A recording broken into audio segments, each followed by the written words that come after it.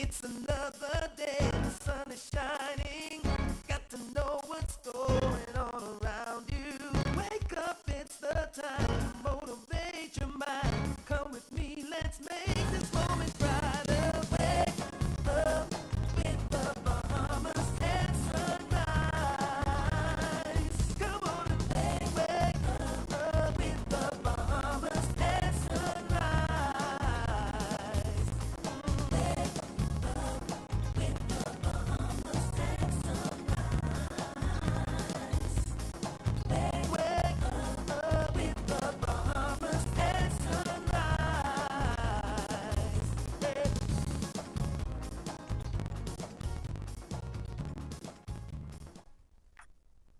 Good morning and welcome to Bahamas at Sunrise. I'm Anastasia Palacios. Good morning, TGIF. It is May 1st. I am Philip Simon. And of course, it is a pleasure for us to be back in your company after what seems to be the longest month ever in the history of months. Only 30 days in April, but it somehow felt like about 65. Phil, you're looking good, man. Yeah, man, you're talking about this fresh cut, aren't you? I wasn't going to get into it. I don't want to put you out there and on blast. I just wanted to say I'd love to see your smiling face in the morning. So many things will have happened over the last week.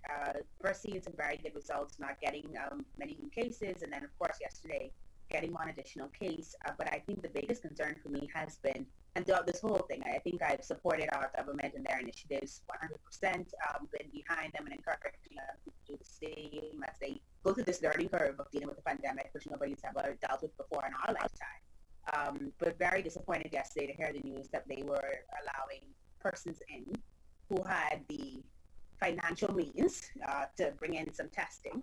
And certainly we know as a nation we will always be in need until we get to another level economically. But this is what we always do. We make exceptions, it seems, for those that can't afford to have exceptions made for them. And I was very, very disappointed, I think, by that move, even just in terms of the quarantine regulations and what's allowed for some and what's not allowed for others, especially as we see so many people in our inner city struggling just to get by throughout this time. So a little disappointed, I must say, yesterday with the actions of our government, and just looking forward to a time when we are not so divided by what we can provide financially or by the color of our skin. Yeah, I missed it actually yesterday. However, social media is always alive and well, and I've seen a lot of running commentary this morning on it, and I think you described it very well. There's absolutely no denying a complete lapse in judgment, whether it was by our Minister of Health or whether it was by the government. We have to correct that. We have to correct that as soon as possible and find a way to get our citizens and residents, all of them, back home as soon as possible. I'm also beginning to get a little bit annoyed, maybe that's the best word, that the politics within us is beginning to pick up a little bit of momentum from the exchanges. And that's never going to be a good thing, especially when we also consider that economically and socially this challenge, I think, is still beginning. Yeah. Yeah, I definitely agree. Speaking with some of my friends that live in New York, many of them in the investment sector, and just, some of the major concerns that they have really extend way beyond this year, and will directly impact us next year and up until 2023, many believe. And so we want to be united on this front. I think it's hard for Bahamians to avoid politics because politics has played into so many of the racial and socioeconomic factors in our background. And so I think sometimes it can be hard for them to avoid that. And so again, we want to talk about this as non-politically as possible, and I have to agree with you with that. And that's why I think it's been so important for us to support our government as they deal with this, because it is, especially coming off the heels of Hurricane Dorian, policies like that certainly don't lend to you being more forgiving and understanding. And while we appreciate the honesty that was shared so that it's not something that comes out in secret later on, it's definitely something that should have been considered strongly, as we still have so many Bahamians abroad who cannot get here. So many Bahamians abroad that they are encouraging to pay for testing before they can even get here. And then so many Bahamians abroad just don't have the financial means to do so and have been away from their families for so long, but will be forced to be held in quarantine for 14 days before they can even see that family. So I just, very poor decision, and just hoping that they'll be able to rectify it somehow, hoping that those 2,500 tests will be worth it in the long run, that they are the best tests in the world, that have proven to not be some of the other types of tests that they've talked about as not being more effective, etc. Because it really, really, I think yesterday was just not the best time for that when so many people in the country are just really struggling with so many things. But alas, we digress.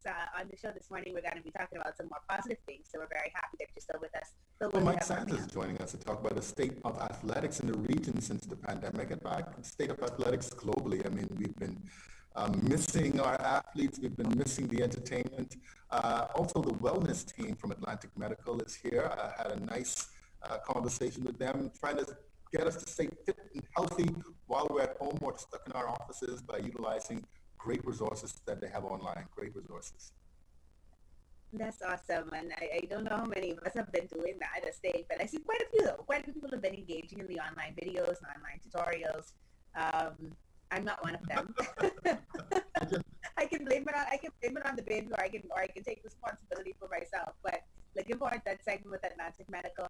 In addition, we've got Barry Malcolm here from SunCash. He's going to be joining us to talk about the importance of digital currency and how SunCash is actually working with NIB to make sure that those payments are distributed to those that might need them. So that's going to be a great interview. And we're also going to be talking with the Assistant Director of Agriculture. He was on a few weeks ago. We have that tape piece for you again, talking about egg production in the country, which we know is very important as we talk about those food supply chains and long-term economic fallouts from this COVID-19, making sure that we can feed ourselves. So we've still got a great show lined up for you today. And of course, we're just happy that you were with us. Before we get to any of that, though, we're going to take a first look at weather with Godfrey Burnside.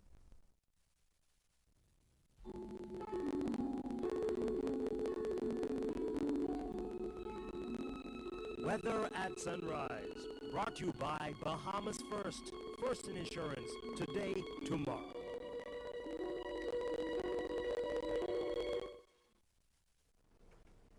Thank you, Star. Good morning, Bahamas. In your first look at weather at sunrise, we do have a cold front just south of Grand Bahama, over northern Abaco and south of Bimini, moving towards the southeast. But preceding that is a line of showers and thunderstorms just over the Berry Island, South Abaco, and North Andros. 1 or 2 showers may move across to Providence later this morning. That front should pass through Providence by afternoon today.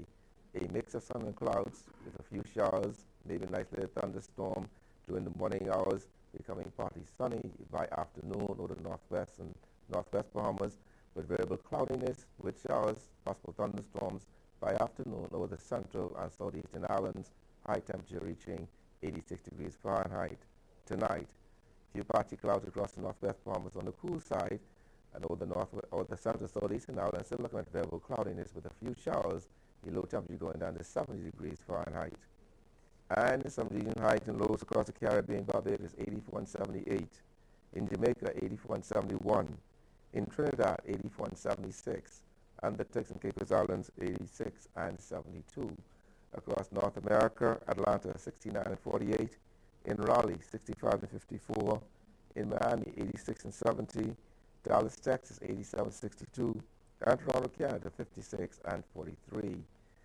Over the next 5 days, high pressure builds behind that cold front, and so a lovely weekend. So weather-wise, lots of sunshine, some warm temperatures. So temperature daytime will be in the mid to upper 80s at daytime, and the lower 70s at nighttime. Just a chance of a couple of showers, mainly across the central and southeastern islands. That puts you up in your first look at weather at sunrise. I'm Godfrey Burnside. Bahamas at sunrise will be back after a short commercial break.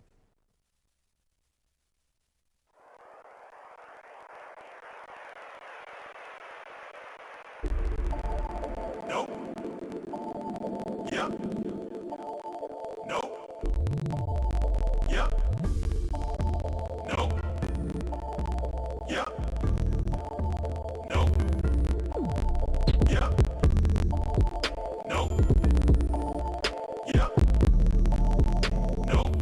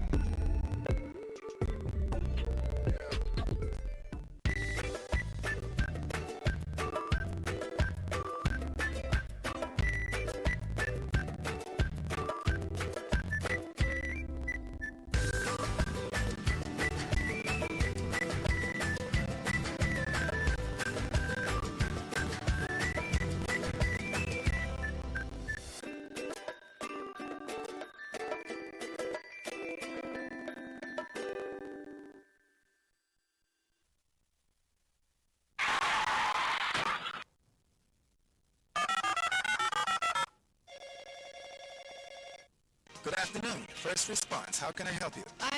I've been in an accident on West Bay Street. Can you send someone to help? Yes, ma'am. A first response team will be there in 15 minutes. Are you hurt? No, I'm fine, but a bit upset. We're glad you're not hurt. Please, try to relax. Our team will take care of everything as soon as they arrive. First Response provides immediate on-site service and support from the scene of an accident through the claims and repair process. And it's free to all Bahamas First insured drivers in New Providence every day for any type of accident. If you drive and want First Response on your side, call 321st or visit bahamasfirst.com for the name of an authorized Bahamas First agent. First Response can't prevent an accident from happening, But it can certainly ease your mind when it happens.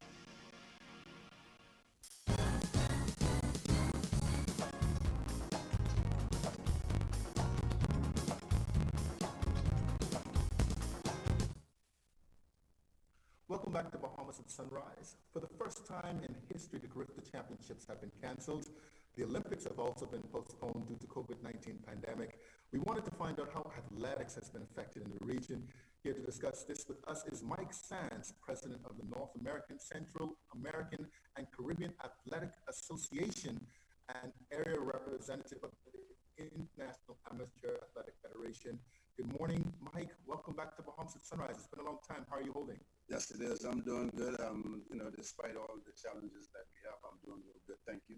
And just an early correction, we have now changed our name to World Athletics instead of International Amateur Athletic Federation. So we are World Athletics. All right, great. Fewer words for me to enunciate. Exactly. But let's talk about Carifta first, and of course how has this cancellation of both Carifta and the postponement of the Olympics affecting the World Athletics and of course the region? Well, you said it. I mean, first of all, we tried as hard as we could for as long as we could to wait and see if we had to postpone it versus canceling it.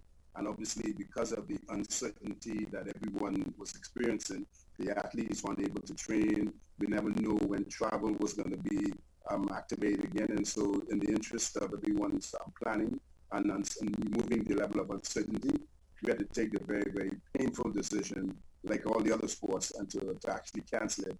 And so we canceled it until next year, which we will still Bermuda host it, because obviously to no fault of theirs, and so it will still be the 49th edition in Bermuda next year Easter.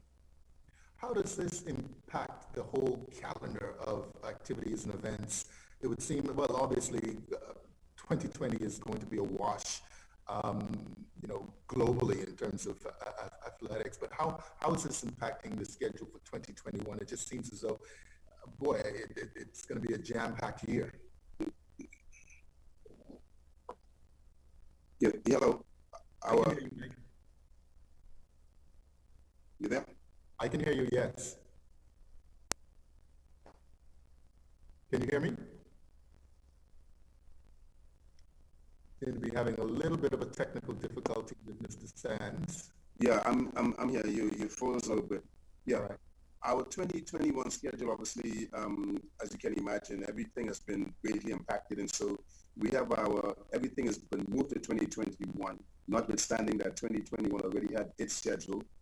So we're looking at we have a technical director, competitions director, and also our global unit from the World Athletics, and they're all working in tandem to realign all of the events, because next year and the next several years for athletics is going to be a real, real busy one.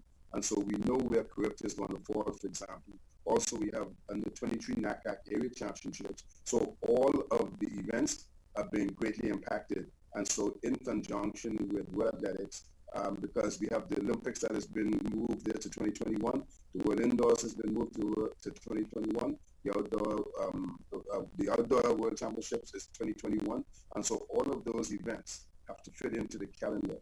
And so to try and avoid athletes from having to make choices, our competitions, our global competition unit, along with our area competition unit and all other area competition units, working together to align the events so that there's no major conflict. For example, real quickly, we have asked all of the federations in our area and indeed the world to set aside August 8th and 9th this year for their championships, if they're going to have championships, because it is World Athletics' hope that we will have salvage some of the season in Europe, if only. And if that happens, we all know globally that August 8th and 9th will not be anything happening in Europe or anywhere else. And so if the countries are able, they can use that day so that the athletes don't have to make a choice of coming to the national championship or competing elsewhere. And so those are the kind of things that we're doing. And I can tell you that we're on Zoom like this every other day. Our executives are meeting, and so we are not, even though we have an opportunity to, it's given us a better opportunity to plan, really, even though it's a real challenge, because again, everything is contingent on the pandemic being at some level of normalcy to allow us to resume some level of competition. Yeah, and of course, we have no idea when this pandemic is going to ease, globally speaking. You talk about the impact on the athletes. Obviously, there's going to be some compromise. And in fact, they may be compromised in terms of the way that they're training. Of course, the different events and the different competitions, some of them come with age limits, some of them come with rankings, some of them come with qualifying standards. Talk a little bit about how this is this delay is impacting the athletic community, the athletes. Well, actually, and I'm happy you raised that point, because, as you said, everything has been impacted. You have Carifta, for example, where the age limit is a factor, and so there's discussions as to what do we do about that. And there's schools of thoughts, and nothing has been determined yet. And so we're looking at all of those things that are going to negatively impact the athletes, because we don't want any athlete to be disenfranchised. But there are some hard realities that we have to face, unfortunately. And so we are very, very sensitive and mindful of the situation. We have asked the athletes and the coaches in particular, because we are in constant communication with them, to try to have the athletes, to the best of their ability, maintain some form of fitness, because when the not yet, hopefully when it lifts, we want to be able to be ahead of the curve in somewhat, so that we can, again, as I said, we gain some form of competition schedule, but we don't know. And so at the end of the day, there's some pessimism that says the season is a wash. And we're saying, well, let's hang on to a little bit of hope. And so even at the end of it, if we cannot have a real area championships or Carifta games, whatever, there's also discussions that we may want to have some form of area invitational. And we don't know where that venue would be. It could very well be the Bahamas. That all depends, right? But we're hoping to salvage some form of, to give the athletes hope, to salvage some form of competition globally and in the area as well. No, definitely. You still want to keep the car on as we try to figure out a way forward. Athletes and athletic organizations, of course, always need financial support, and one of the results of this pandemic is going to be an economic impact and the challenges affecting funding. Do you see that as being a primary concern going forward, Mr. Sam? There's almost definitely funding, as you very well know, has always been a challenge, and I think this next coming year or two is going to make it no different. In World Athletics, for example, you may have heard that the World Athletics body has taken a position to find a way to try and fund or make some contribution to some of the athletes, because, as you know, athletics is now a real business. It's a professional sport, and so those athletes that have been earning a living from it are greatly impacted by it. And so that is a major challenge right now. And then you also have the sponsorship that you look for events, for regular events. And so it's gonna be a challenge. And so we, as a sporting fraternity, gonna have to find some innovative ways to raise funds. And obviously, everybody's gonna be relying still on the corporate sponsors, and obviously to the government to some extent. And so when the budgets are being carved out, we're hoping that those entities will not forget their sporting fraternities, because at the end of the day, we still need to be able to have the athletes perform and do the best they can and make some representation of themselves and by extension the country. Yeah, no doubt. I mean, I'll certainly be there lobbying with and for you as it relates to support for our athletes. Mike Sands, thank you so much for joining us here on Bahamas at Sunrise. Thank you. I just want to say to those in the sound of my voice and the athletes and all of us to let us heed the warning of the authorities. And the sooner that we do this, the better we can get our lives back to some level of normalcy. And that we're in this together. So as you know, it has no respect of race, color, creed, financial resources or others. So we're in this together. So let us continue to fight this together so that we can, as you can see, the struggles are here. We all have a certain level that we have to new normal now, right? So there's a good thing about this is that at least, we're learning hygiene to another level. So if anything is coming out of this, it's that. So I want us all to stay encouraged, and this too shall pass. No storm lasts forever. No doubt. Well said. Mike Sands, President of North America Central American and Caribbean Athletics Association, and of course, Area Representative for World Athletics. Thank you so much. Thank you. Enjoy your day. Thank you. Thank you. You're watching Bahamas at Sunrise. We'll be right back. Hi, I'm Dr. Anna Major Bastian from the Department of Ophthalmology, and today I will be talking about preventing eye injuries at home, your safety tip. Did you know that about half of all eye injuries happen right at home? Some common home activities that can injure your eye includes 1. Using harsh chemicals such as bleach or oven cleaner that can splash into the eye. 2. Home improvements such as drilling or hammering screws or nails into walls or hard surfaces which can subsequently fly into the eye. And 3. Yard work such as using lawn mowers, trimmers, or even shovels that can throw dirt, debris, branches, and twigs into the air which can go into the eye. The good news is simply wearing eye protective eyewear can reduce your chances of eye injury by 90%. Therefore, it is recommended that every household should have at least a pair of protective eyewear on hand. Lastly, if you or your family member experience an eye injury, seek immediate medical attention or call an ophthalmologist near you. Thank you.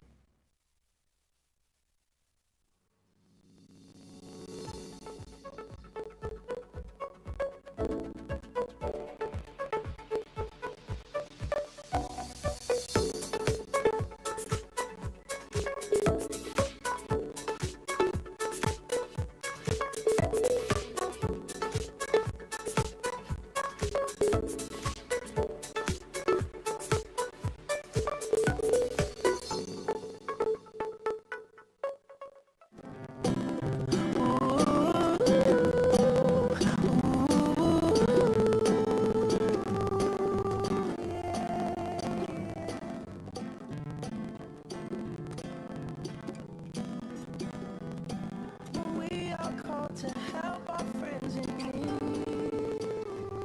You can count on me 'cause I can count on you.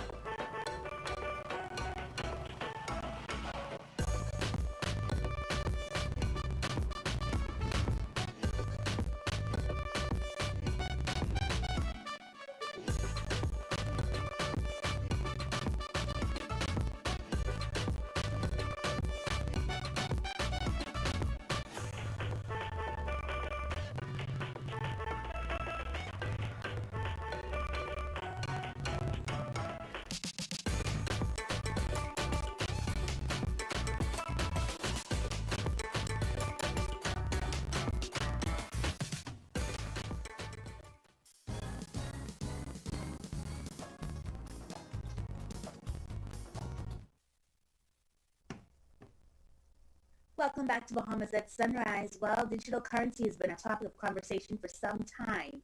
And for some time now, the central bank has been talking about debuting its local currency, the sand dollar, in Exuma last year. We're getting comfortable with the idea of the digital wallet and the mobile wallet. And so it's a perfect time for Suncash to talk with us about some of the things that they've been doing to make sure that we have access to money digitally. Very happy to welcome Barry Malcolm. He is the Chief Operating Officer at Suncash and the Managing Director of Global Fulfillment Services. Mr. Malcolm, good morning and welcome to Bahamas at Sunrise. Good morning. It's good to be here.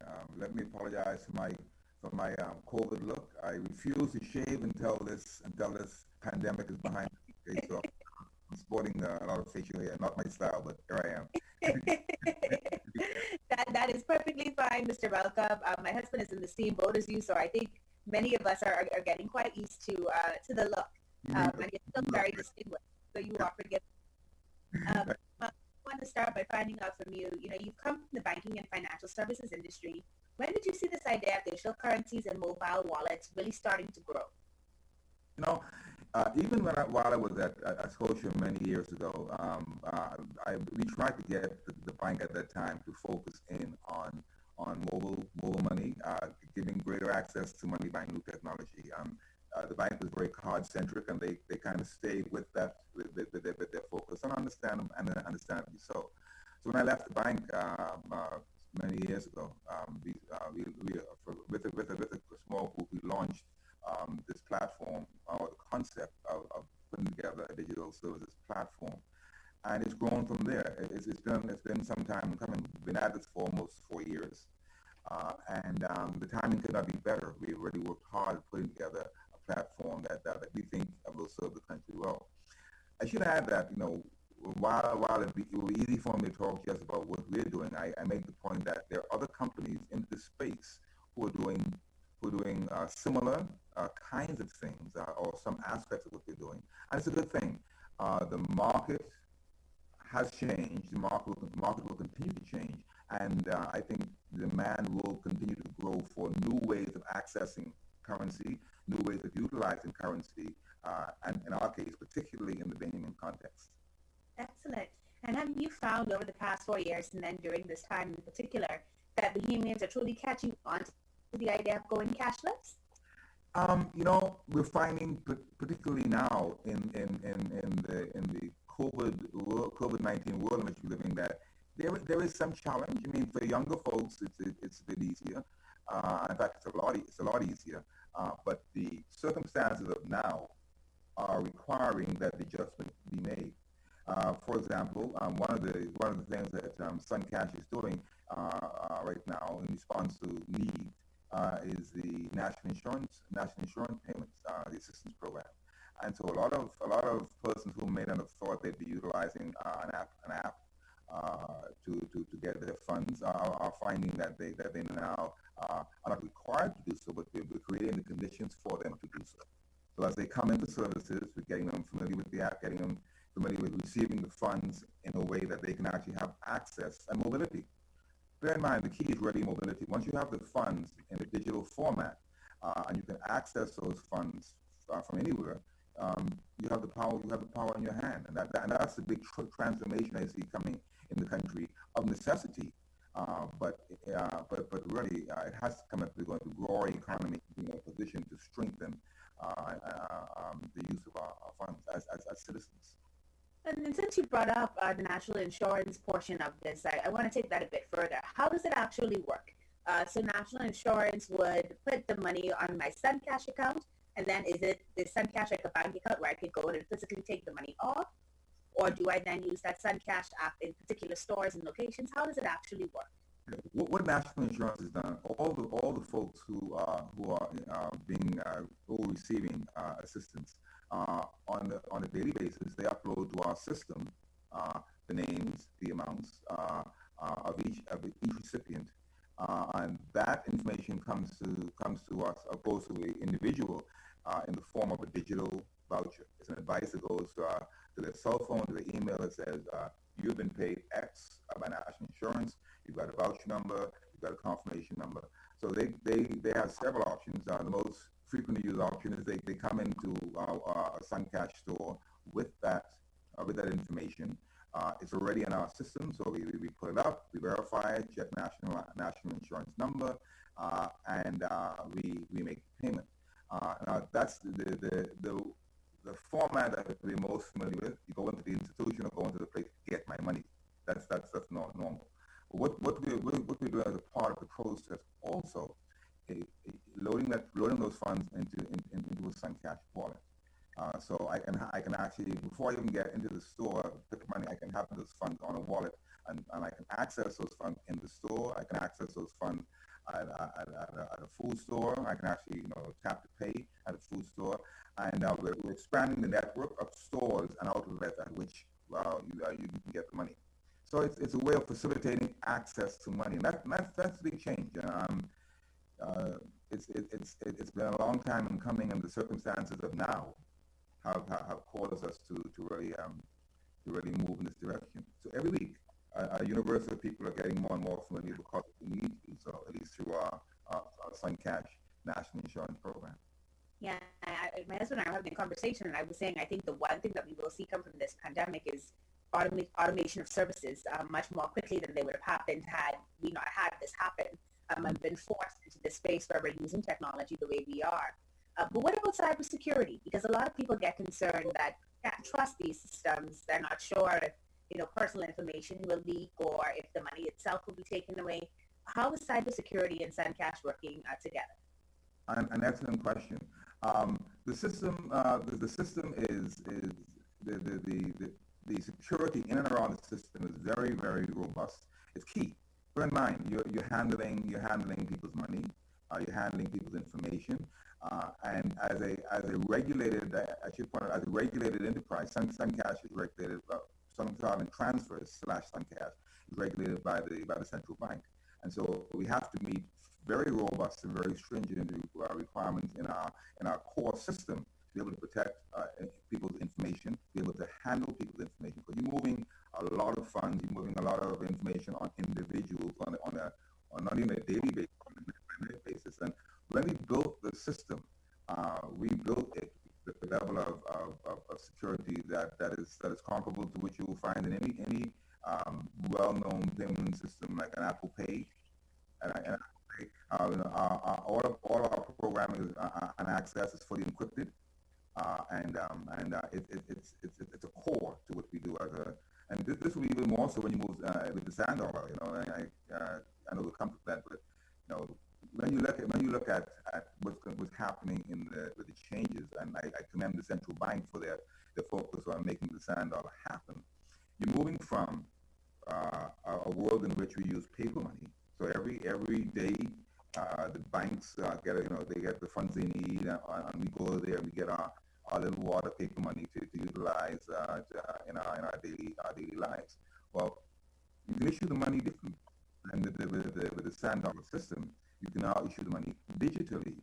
So on a daily basis, institutions that are distributors, so say banks are distributors for paper currency, Sun Cash as a distributor for non-fiat currency, that is digital currency, we'll be able to get money into the hands of those who need it. So if I'm in the Family Islands right now, whether you're Sun Cash or bank, for enterprise, you have to physically move cash in bulk into those islands. Near Guana, and Ackland, you've got to do that. But think about it. Once we roll the sand dollar fully, and we're ready on a couple of islands functioning. Once you roll it out fully, you can disperse that cash to the rightful recipient digitally in an instant. It's there. If I get $1,000 from National Insurance, for example, and it's by sand dollar, those funds could be on my phone, my wallet, my electronic wallet, in a matter of seconds to use wherever I am. Excellent. Well, it's really good to know that we're making a lot of progress.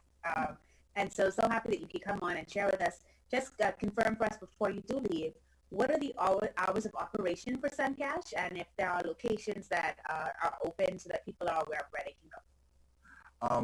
We're open from 8:30 in the morning, and right now with the COVID lockdown, we have fewer stores open. We'll be publishing digitally where our stores are. But actually, let me add this point: the hours of operation are relevant because once you have the funds digitally, once you have the funds on your SunCash wallet, you can access the funds anytime.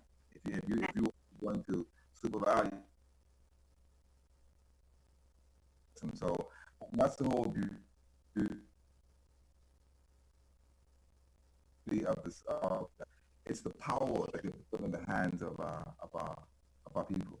being able to. And that makes so much sense. You just can go and do whatever you need to do. The money is in your wallet, your Sun Cash wallet. And you're right, you don't have to worry about times because it's there always. And so this is excellent. No long lines, no waiting. Yeah. It's mine. Use it. I love it. Well, Mr. Malcolm, thank you so much for joining us this morning and sharing with us. I think some people are definitely excited about it who may not have known about it before. I'm loving the fact that you also talked about the sand dollar, the impact that's going to have, especially for our Family Island residents who really do have challenges accessing finances like they should. So this was a great conversation this morning, and we want to thank you for joining us on Bahamas. Thank you for having me. Appreciate it. All right. You're watching Bahamas at Sunrise, bringing you the latest information on digital currency. That was Barry Malcolm. We're going to be back with more after this commercial break.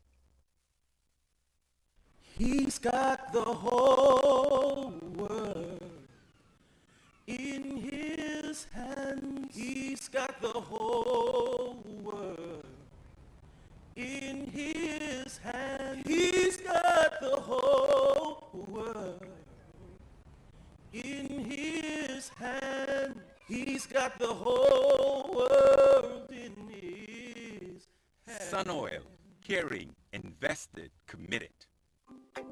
One thing, two things. Good thing, whole things.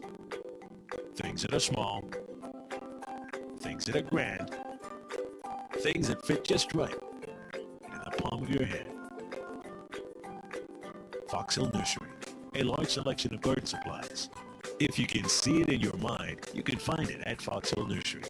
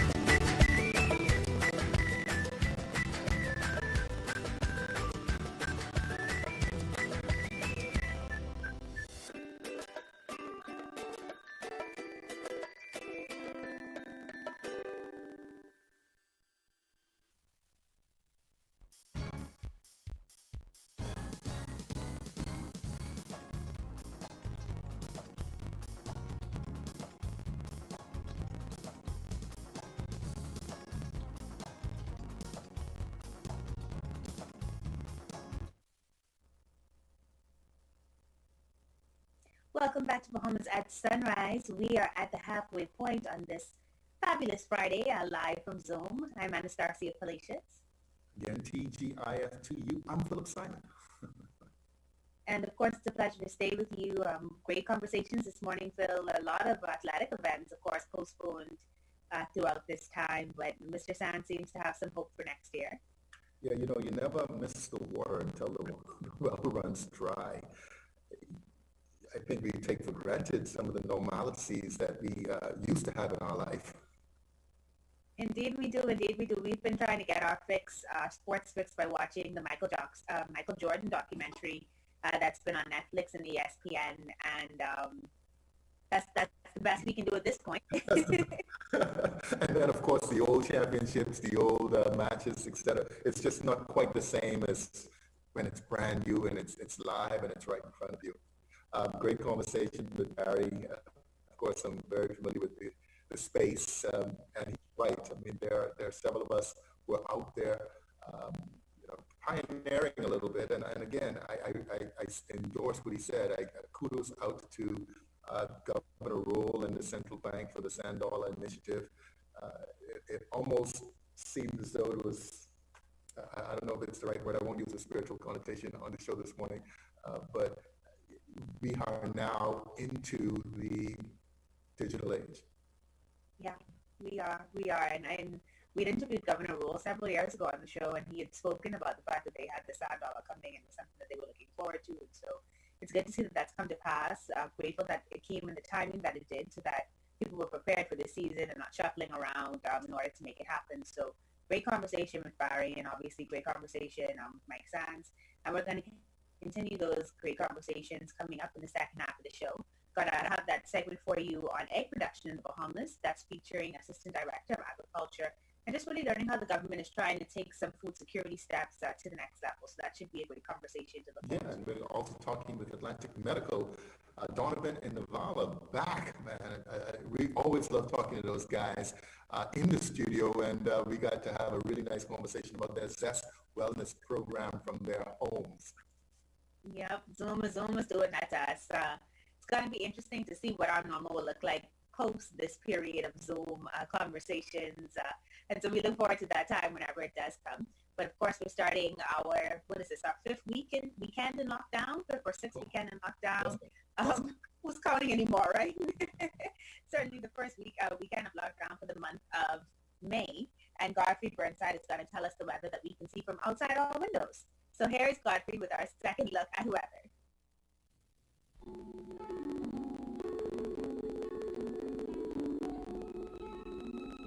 Weather at sunrise, brought to you by Bahamas First. First in insurance, today, tomorrow.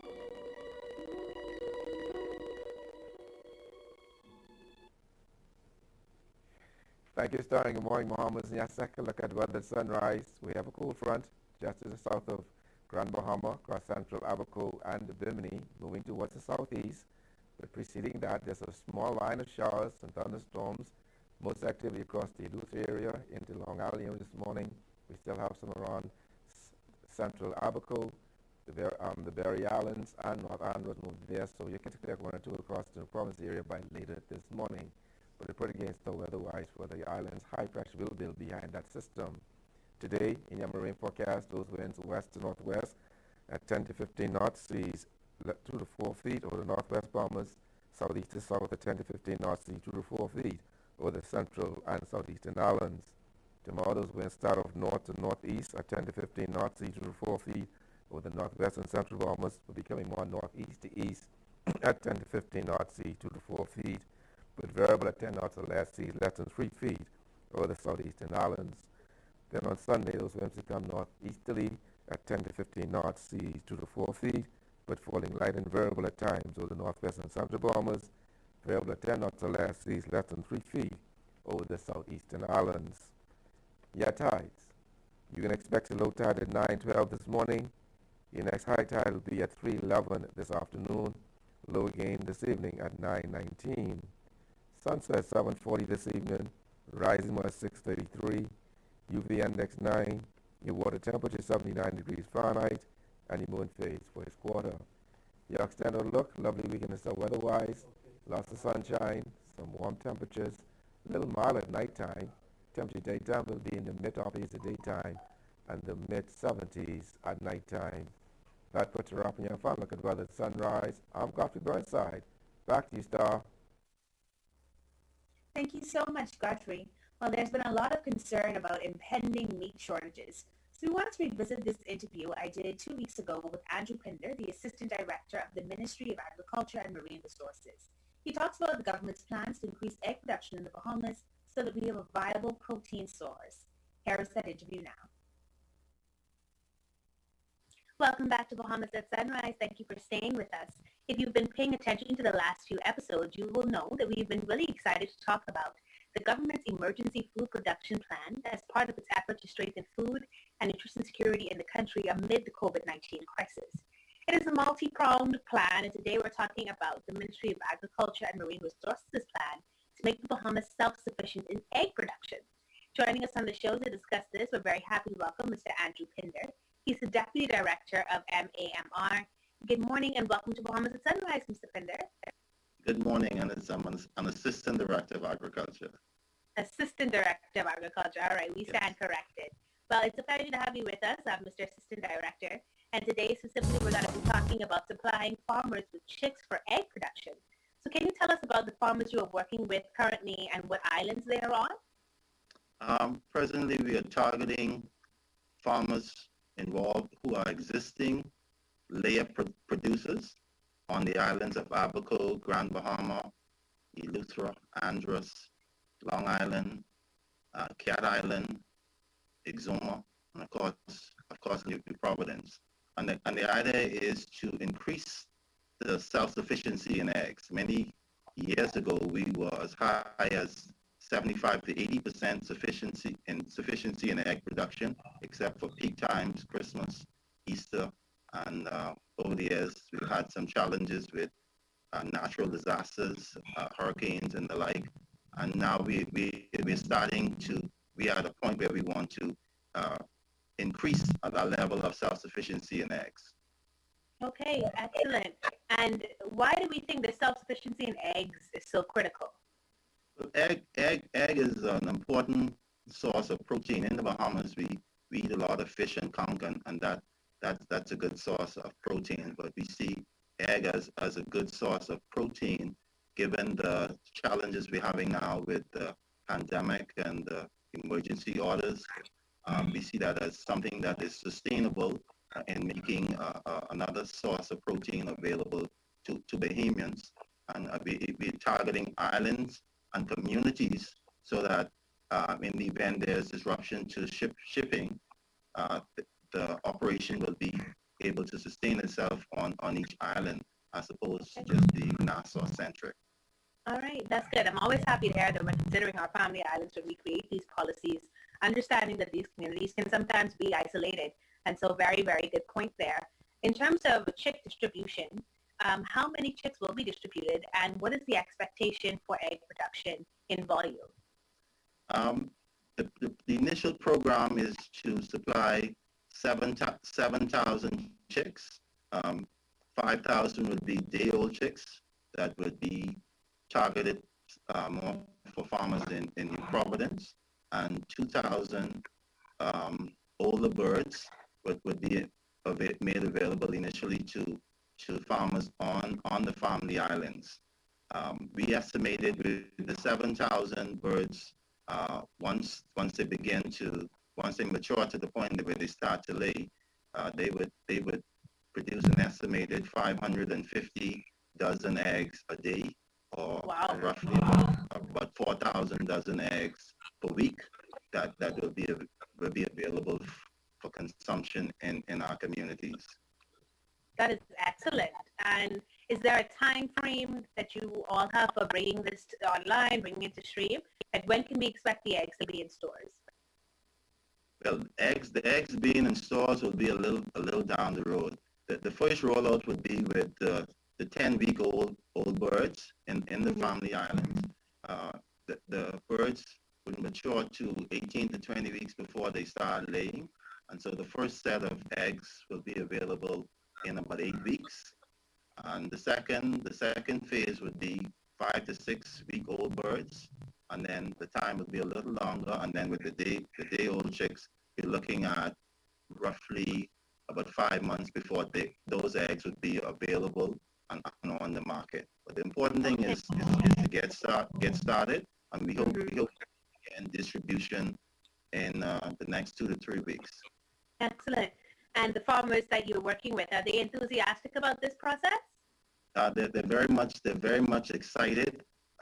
They look forward to the assistance of the Ministry of Agriculture, and this whole program is designed to strengthen their capacity and being able to supply table eggs in this instance to the local market.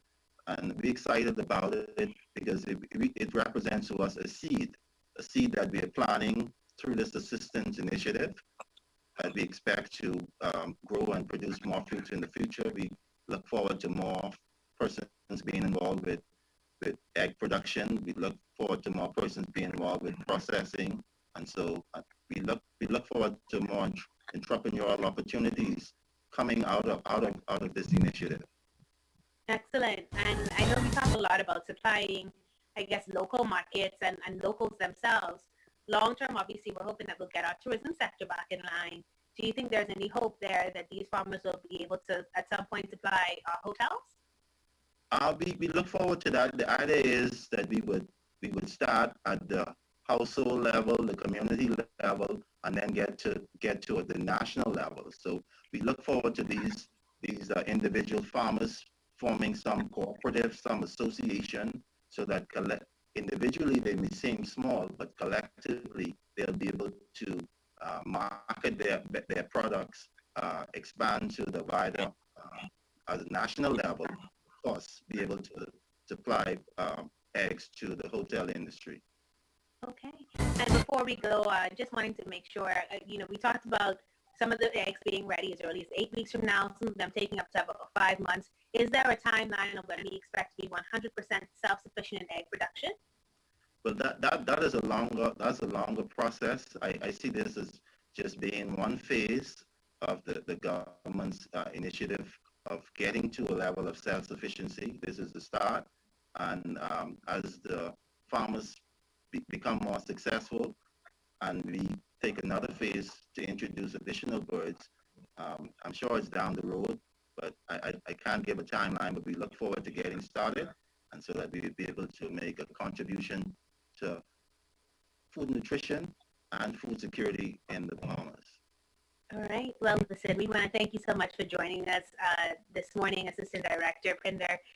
Great to have you here speaking about the Ministry of Agriculture and Marine Resources and this egg production program. And of course, looking forward to seeing those first sets of eggs rolling out in about 8 weeks. Congratulations to you and your team. Thank you. And I must commend my minister, Minister Pintard, and the government for this initiative, and farmers welcome the assistance to help them do what they enjoy doing, which is assisting with food production in the Bahamas. Thank you, sir. You're watching Bahamas at Sunrise. We'll be back with more after this commercial break.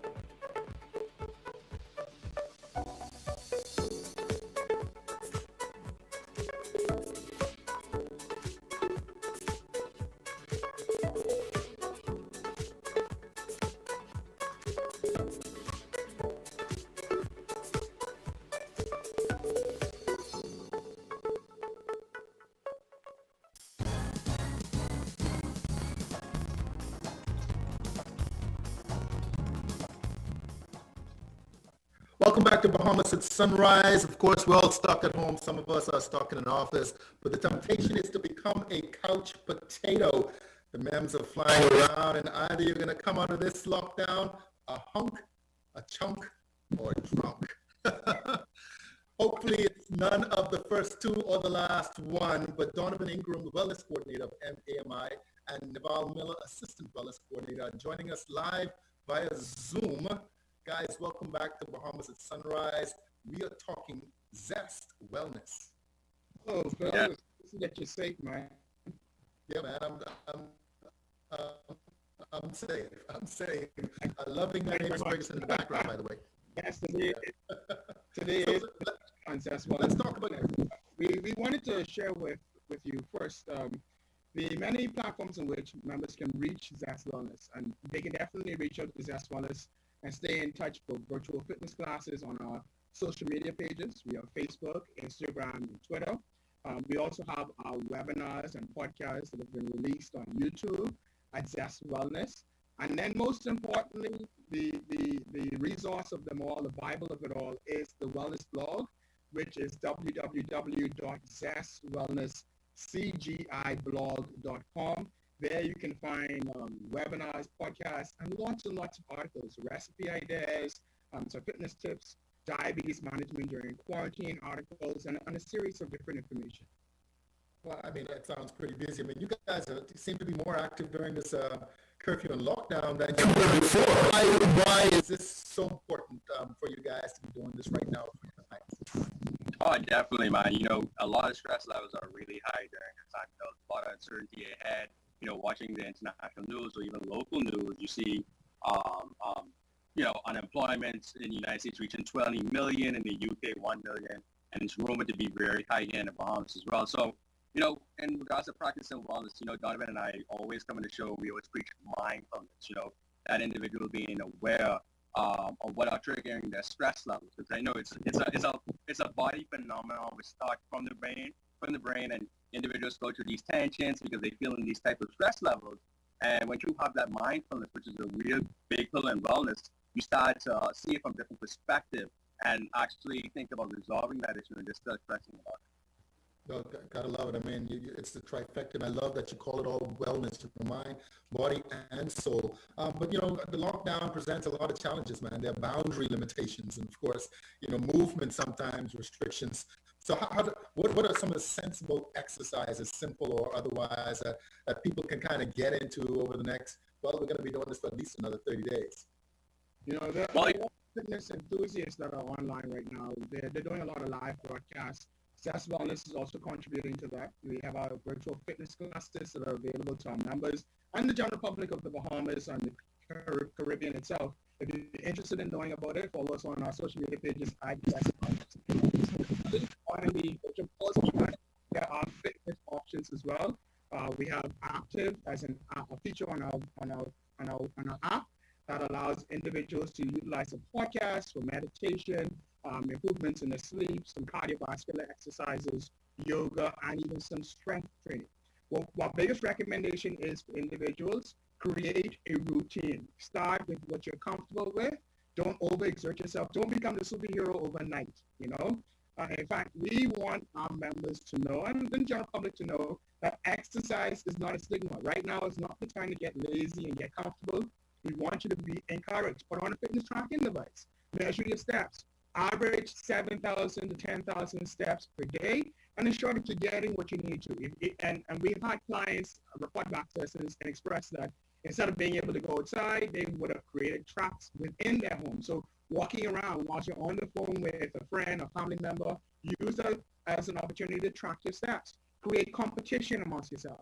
Share the step challenges with your friends and colleagues, and invite them to compete. Create some form of accountability for yourself as well. And that's going to guarantee that you're going to be resilient, and also ensure that you're going to be consistent with your workouts. Well, I tell you what, Donovan, that's a lot of steps, man. Walking around the house, and neighbors might think you're going crazy. It's better for you to get the steps and for you to go crazy, not get the steps. I'm good at it. No doubt about it. But Naval, I mean, listen, man, the refrigerator is right there. I mean, we see the lines in the food stores. Obviously, we're buying things to eat. I mean, again, you talk about sensible exercises, but what are sensible food choices that people should be making right now? All right, I'll let Donovan piggyback on the sensible food choices you should be selecting right now from the nutritionist himself. But in regards to panic buying, I just wanted to tackle that issue real quick. I think a lot of individuals don't know what type of repercussions would be incurred in regards to panic buying. You're forcing the retailers to output more than is the normal. You're forcing the wholesalers to output more than normal. And what happens is when you have an increase in demand, then inflation occurs, right? And then you have the prices of food and products start to rise in individuals. So I just want to share that tip with the public there and have them be cognizant about that. Yeah, and Phil, a general concern for individuals is that they are going to overconsume foods. We want to encourage you not to overconsume. Remember, you had a routine when work was normal, when life was normal. We ate breakfast, we ate lunch, we ate dinner. These things happen at a certain time, and they also happen within a certain quantity of food. We want you to be consistent even during this lockdown period. Ensure that you're eating at the same time as you once was, breakfast, lunch, and dinner. Don't miss a meal. And then also plan those meals. Writing a meal plan for yourself, creating a schedule, creating a grocery shopping list keeps you all in check. It allows you to stay consistent with your proper eating habits. And we don't want persons to fall by the wayside by consuming their children's snacks or any unhealthy snacks at home. So use our website, Zest Wellness CGI blog, and there are a lot of recipes for snacks, and whether it be parfaits, whether it be hummus, pita bread, whether it be fruits and vegetables. There are a lot of options that you can consume for snacks to fill those cravings without going too far overboard. Well, I tell you what, I mean, discipline is a big part of it. Sometimes when we're left to our own devices, it just doesn't happen, right? But I like the idea of sharing this type of activity with others, getting in a group. And of course, you have the Zest Wellness Activity Card. I found it very interesting. I think I failed on almost every single question, but I must have better. Tell us more about this activity card. All right, so our Zest Wellness Activity Card is a healthy habit activity card. So it's not just based on nutrition and exercise, it's also based on financial wellness, mindfulness, what we just touched on as well. So during this time of working from home, we want those individuals to continuously practice those good habits you develop, during when you're at work, when we have these wellness programs going. So you want to continuously practice those good habits. So keep that routine going. Yeah, and it's important for persons to remember that habits are very, very simple. We forget certain things like brushing our teeth whilst you're at home, hugging our family members or spending time with family members, Remembering to drink water is a big concern for a lot of persons right now. Also getting an exercise in, or eating vegetables with the meal, or spending some time away from the computer, doing less work, some down mindfulness time, So remember that these habits, what we once adapted to, are still things we need to continue on whilst you're working from home. You know what, that's very important, because now that you're working from home, you kind of merge the environments of work and home into one area. You kind of get confused as to what you should be doing now. And I mean, even though those things might sound simple, if you're in the same environment all the time, it could become a little challenging. What do you say as a final note to those persons who are listening, those persons who are part of it, the plan, the team, the challenge? Again, just remind us how people can participate in this, for those who are your clients, where they can find more information. And just generally speaking, what should be our mindset about wellness during this particular time? Well, I think one important thing is we got to remember to take care of ourselves. If we are someone that's the head of a household, or maybe someone that's supporting a household, we still have to take care of ourselves. There are a lot of persons who maybe not living in your household that rely on you, whether it be work, whether it be grandparents, whether it be children or siblings away from the Bahamas. We want you to be reminded that self-care is very, very important. Now, we know that persons have been affected by COVID-19. There's a lot of drama surrounding COVID-19 right now. And our hearts go to those who have been affected by COVID-19. But we want you to remember to stay calm, try to stay in control, stay in the moment. Don't think too much beyond today. Don't think about tomorrow. Don't think about next week. Don't start planning a life back to normality yet. Get adjusted to what you're dealing with right now and enjoy it, because this silence is very real right now. It's very enjoyable for some people, and for some it can be very stressful. For those who find it very stressful, we want you to enjoy the silence. Find some appreciation of spending time with your family, or grow a new appreciation for cooking at home. Start a garden space whilst you're at home. But we want you to get very innovative. We want you to really practice self-care mechanisms. For more information about Zest Wellness, we definitely want to promote our social media pages on YouTube page at Zest Wellness CGI, and definitely our wellness blog, www.zestwellnesscgiblog.com. All right, guys, we're fresh out of time. I always love talking with you both. Naval, thank you so much. Naval Miller, Assistant Wellness Coordinator at AMI, and of course, Donovan Ingram, Wellness Coordinator. Gentlemen, thank you so much. Miss you in the studio. You always dressed up, to kill. Stay safe, man. Thank you so much. Thank you so much, man. You guys are watching Bahamas at Sunrise. We'll be right back.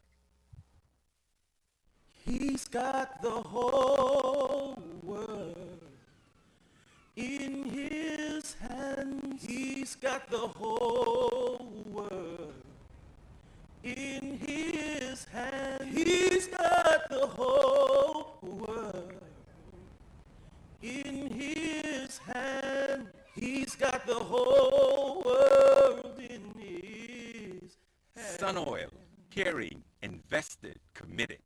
Business in the Box is your solution for business from Cable Bahamas. It's an internet, voice, mobile, and advertising solution all in one place. Get reliable internet, free domestic call, and a live corporate package, and free TV ad placement, all starting with packages as low as $164 a month. You can save over $3,000 a year. Just call 601-8911. That's 601-8911. And ask for Business in a Box from Cable Bahamas Business Solutions. Terms and conditions apply.